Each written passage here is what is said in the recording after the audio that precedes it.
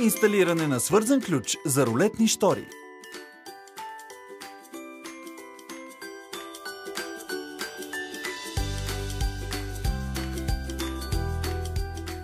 Със свързания ключ за рулетни щори и приложението Home Plus Control можете да управлявате всички щори от смартфона си. Можете да управлявате щорите си и с гласови асистенти като Siri, Google или Alexa. Кажете Siri, Open the shutters, или OK Google, Close the shutters, или Alexa, Open the shutters.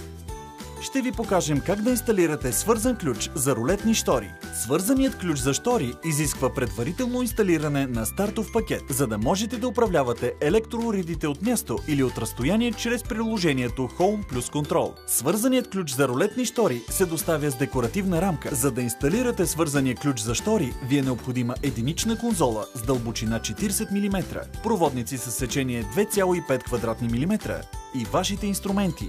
От съображения за безопасност и оптимално инсталиране е жизнено важно да изключите захранването от главния прекъсвач. Свързаният ключ за щори се монтира в единична конзола с дълбочина 40 мм.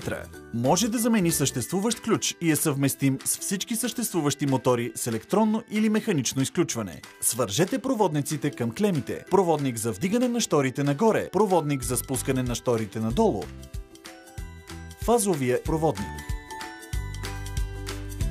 и нулевия проводник. Монтирайте свързания ключ за щори в конзолата. След като инсталацията е завършена, добавяйки други свързани жични продукти, включете захранването. LED индикаторът на свързания ключ за рулетни щори светва в червено. За да завършите инсталацията, трябва да конфигурирате продуктите да работят заедно, добавяйки безжичния мастер ключ, наличен в стартовия пакет. За инсталиране на жични продукти и конфигуриране на инсталацията, моля вижте другите налични видеа.